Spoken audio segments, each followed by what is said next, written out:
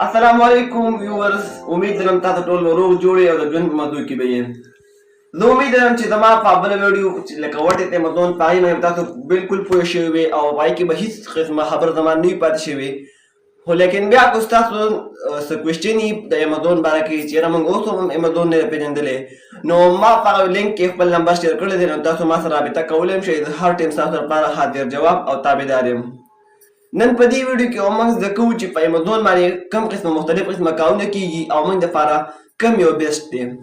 نو په دې ویډیو کې کلاس نمبر 2 کې موږ زده کوو چې موږ په امازون کوم قسمه کارونه کولی شو او کوم دي او موږ له په شروع کې کوم یو دی. نو راځئ موږ سره او سټیپ بای سټیپ زده کړئ چې لکه کوم کارونه په امازون کیږي او څنګه دي. نو دا دي په امازون مختلف قسمه کارونه.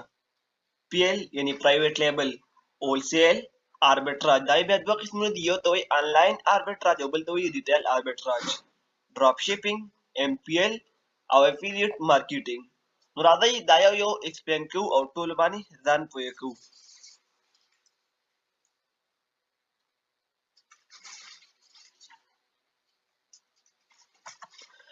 پیژنو چې پرایویټ لیبل څه شی دی او دا څه ته وایي. یعنی پرایویټ لیبل څه شی دی او موږ پیژنو چې پرایویټ لیبل کې موږ څه کوو.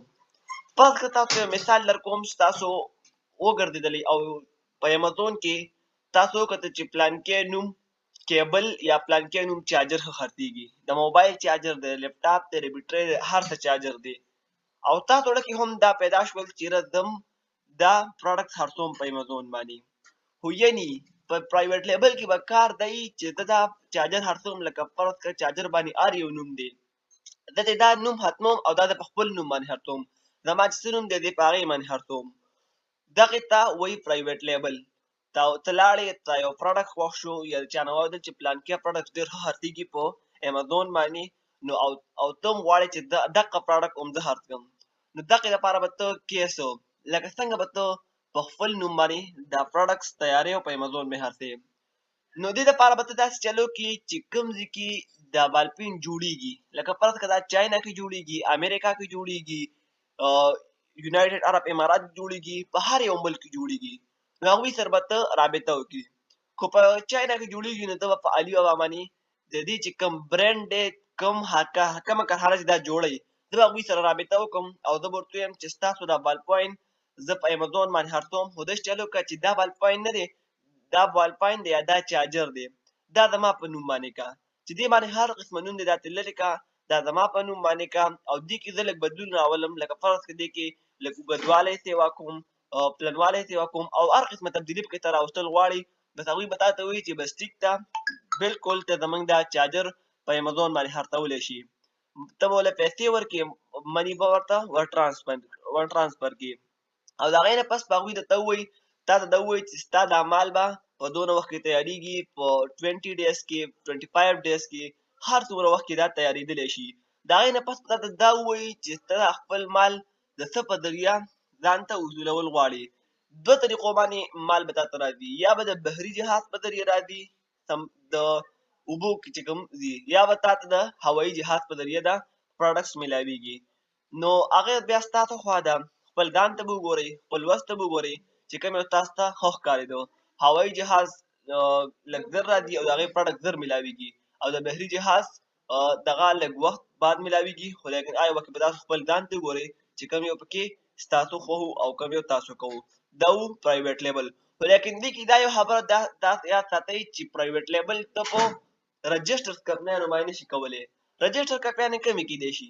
لکه فرض تاسو ته وایم اډیډاس شرټ چې کوم دی دا یو رجسټر کمپني ده، په دې باندې ته بالکل دغه نشي کولی، پرایویټ لیبل پرې نشي کولی. خو چېرته دې وکړو نو ته به ډېر نقصان وکړي او ډېر تاوان کې به راشي. نو ځکه درته یم چې په رجسټر کمپنیانو باندې تاسو بالکل پرایویټ لیبل نشئ کولی.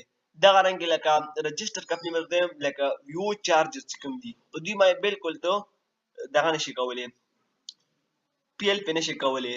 په دې نه ځان وساتئ، په رجسټر کمپنیانو باندې پرایویټ لیبل مه کوئ. دا و پرایویټ لیبل. په دې پسې موږ دویم زده کوو هولسیل. دویم نمبر دی هولسیل. هولسیل څه ته وایي؟ هولسیل مطلب دا دی یو شیز اخیستل په هولسیل کې او په ریټیل کې خرڅول. لکه فرض کړه زه تاسو ته یو مثال درکوم، دا بال پوینټ دی ما سره پیانو، او ته غواړې چې د پیانو بال پوینټ په امازون باندې خرڅ کړم، نو ته به یې چلو کې چې د دې کوم برانډ دی هغه سره به رابطه وکړي او ته ورته ووایې چې زه تا نه د پیانو بال پین الم او زه په امازون باندې خرڅوم.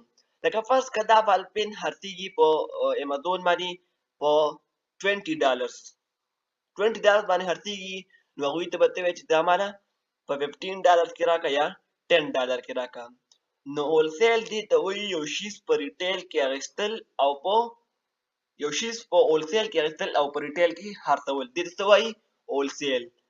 مال بالي په مختلف قسمه کنټریز کې او بیا به څه خرڅې په امازون باندې، په هولسیل کې بیلي په ریټیل به خرڅې. صحیح شو؟ دې ته هولسیل وایي. اوس په هولسیل او په پیل کې فرق څه شو؟ موږ د هولسیل خبره مو وکړه چې موږ دا شی به په امازون باندې خرڅوو، او موږ د پیل خبره مو وکړه.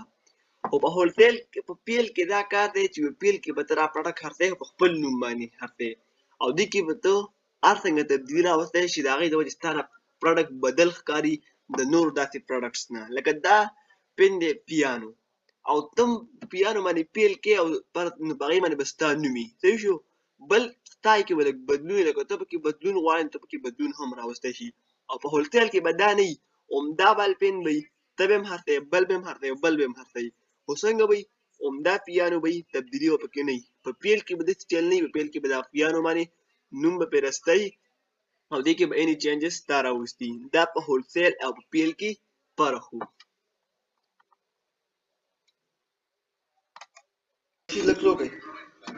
ډراپ شیپینګ اوس څه ته وایي؟ ډراپ شیپینګ باید زه د یو مثال په ذریعه تاسو پوه کوم. فرض که ته په بازار کې روان یې او ستا یو بوټ خوښ شو، یا د یو سپلی خوښه شوه، یا د یو کوټ خوښ شو، او ته هم غواړې چې زه دا واخلم، او تا دوکان ته ورغلې او دوکان کې ایستلم، نو هلته صرف لکه یو کس ناست دی، هغه ته ته وویل چې سپلی پکار دی یا کوټ پکار دی، نو ته به ورته ووایې چې ما دا کوټ پکار دی، نه به تا نه پیسې واخلي. لکه فرض که په دې کوټ باندې خرچه راځي 5000، صحیح شو؟ او دی تا درکوي په 8000 باندې، نو دی به تا ته ووایي چې تا ته به کوټونه وښایي چې لکه ستا پکچرز ورته وښایي تا دې کې کوم یو کوټ خوښ دی. تا به کوټ خوښ کړو، نو دغه کوټ به دی تا نه پیسې والي 8000، دی به مخکې جوړ کړي په چا باندې په 5000 یا په 6000، او را به وړي تا ته به وایي چې لکه هفته بعد تا ته دا قسمه کوټ میلاو شي. هفته بعد چې کله تا ته دا قسمه کوټ میلاو شي، څه تا ته دا په 8000 روپۍ میلاو شي، حالانکې هغه به جوړ کړی په 5000 یا په 6000. دې ته وایي ډراپ شیپینګ. دا وشوه د لکه دغه رنګ عام سړی فزیکلي لاړ شي بازار ته، او دا کوټ یا سپلی دی یا بوټ دی دا سړی خوښ کړي. اوس آنلاین به څنګه کېږي؟ په امازون به دا څنګه کېږي؟ ته به یې چلو کې فرض که تاسو یو کس داسې دی چې هغه یا کوټونه جوړولی شي، یا دا سپلی جوړولی شي، یا بوټ جوړولی شي، نو ته به چلو کې د سپلو مدیدار پاک پکچر نه دي، دا به اپلوډ کې په خپل امازون اکاونټس باندې، او هسې څه به ووایې چې لکه دا قسمه کوټونه او دا قسمه بوټان به تاسو ته په دلته میلاویږي په امازون باندې. نو کله چې یو کس راشي، کسټمر راشي او راشي ستا دوکان ته او دغه کوټونه وګوري، نو به एकदम تا سره رابطه وکړي چې دا یو کوټ به ماته په څو میلاو شي، دا یو کوټ، دا یو کوټ. نو چې کله یو کوټ تا له په څوک په 6000 جوړوي، نو لکه هماغه ته ورته وایي چې دا په 8000 به تا ته میلاو شي، دا په 9000. نو ته به هغه نه ټیم واخلې، که ته به ورته وایې چې زه به تا ته دا کوټ 10 ورځو کې در کوم، هفته کې در کوم، 15 ورځو کې در کوم، او هغه نه به پیسې والي. دا کوټ به ته بل چا باندې جوړ کړي او په هغه باندې به خرڅ کړي. دې ته وایي ډراپ شیپینګ، آنلاین ډراپ شیپینګ. دا شو آنلاین ډراپ شیپینګ، لکه د یو پروډکټ تصویران شیر کول او بیا به بل چا باندې تیارول او په کسټمر باندې خرڅول، دا و ډراپ شیپینګ.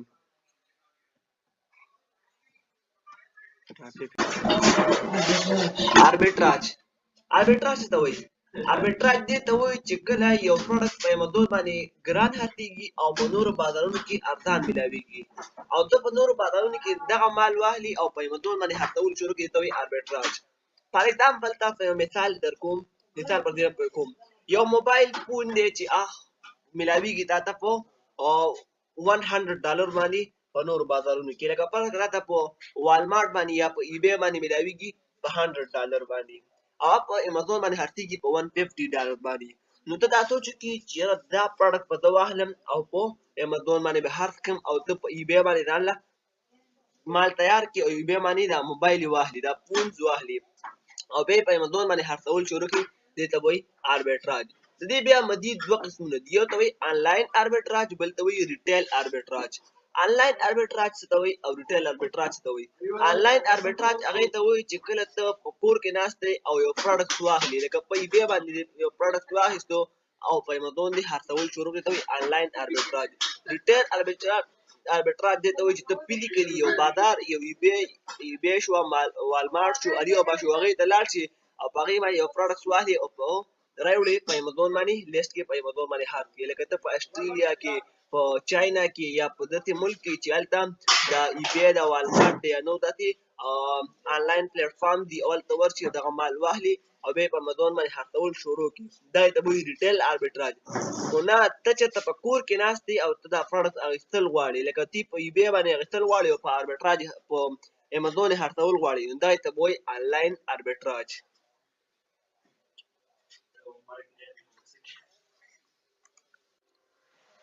افیلیټ مارکیټینګ. افیلیټ مارکیټینګ دې ته وایي لکه فرض کا ته پردي پروډکټ خرڅوې او په هغې کې تا ته کمیشن میلاویږي. لکه دا کمیشن یو قسم دی.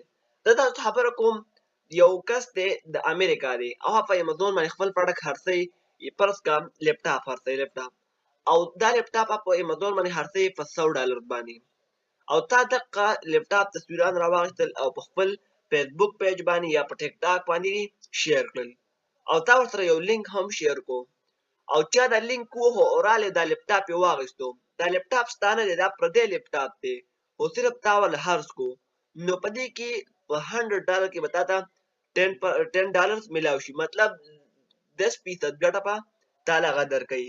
دې ته وایي افیلیټ مارکیټینګ، چې ستا په ذریعه، ستا د لینک په ذریعه یو پروډکټس، د پردی پروډکټس دي هر شي، دې ته وایي افیلیټ مارکیټینګ. تاسو ته مو ویل فار ایگزامپل لکه دا لیپټاپ دی هرڅومې زه او ولیدو بل چا چې لکه دا لیپټاپ زه دله هرڅومه، لکه راشه د دې ویډیوز جوړې کړم او دا شیر کړه په خپل فیسبوک چینل باندې، او څوک راغله هغوی ویل چې بالکل دا لیپټاپ اخلمه، نو دا لیپټاپ اخیستو لپاره هغه رالی او ما لیپټاپ واخیستو، د چا په ترو رالی؟ مال چې چا خرڅو، صحیح شو.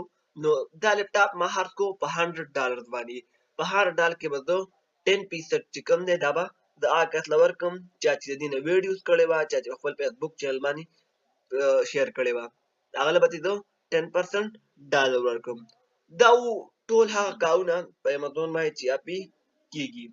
اوس وخت کې به تاسو ډېر زیات کنفیوز شوي او د کورس به ته لګړه والي، ځکه چې موږ ټول تیوریټیکل خبرې وکړې او اکثر دا تیوریټیکل خبرې سړي په ذهن باندې چې بوج وغورځوي او سړي एकदम مړه موړ شي دا کار نه. خو هېڅ ټینشن مه کوئ، دا ټول هرڅه پریکټیکل روان دي او دا ټول به انشاءالله موږ سټیپ بای سټیپ خو په اسانۍ زده کوو او خو په زبردست به زده کوو، ستاسو پکې هېڅ قسمه پرابلم نه وي. نو دا به موضوع مختلف قسمه کارونه او تاسو ته موږ هم په تفصیل کې ایکسپلین کړل، خو لیکن بیا کوم موږ نه خبره پاتې شوي نو موږ د هغې معذرت غواړو او تاسو ته ما ویلي دي چې بالکل تاسو ما نه په هغې کې پوښتنه کولی شئ، زه تابعدار یم د ستاسو لپاره. تاسو ته مو ویل چې په امازون شپږ اووه قسمه کارونه کېږي، په هغې ټول نه زبردست په سټارټ کې تاسو له کوم یو دی هولسیل پکار دی. هولسیل د ټول نه زبردست دی او ټول نه بیسټ دی او ډېر په ترقۍ سره هم روان دی. نو د ما تاسو ته مشوره ده چې ته کول غواړئ نو بالکل هولسیل شروع کړئ، او که مخکې چېرته تاسو کامیاب کړئ الله پاک نو خپل اکاونټ بیا پرایویټ لیبل ته واړوئ، په پرایویټ لیبل باندې کار شروع کړئ، ځکه چې پی ایل ډېر په ترقۍ روان دی او ډېر مخ په وړاندې دي، ورځ تر ورځه پکې خلک راځي او پی ایل باندې کار کوي. نو دا په امازون مختلف قسمه کارونه موږ تاسو ته ایکسپلین کړل. د روانو ویډیو پورې په الله سپارم، والسلام. نو دا په امازون مختلف قسمه کارونه او تاسو ته موږ هم په تفصیل کې ایکسپلین کړل، خو لیکن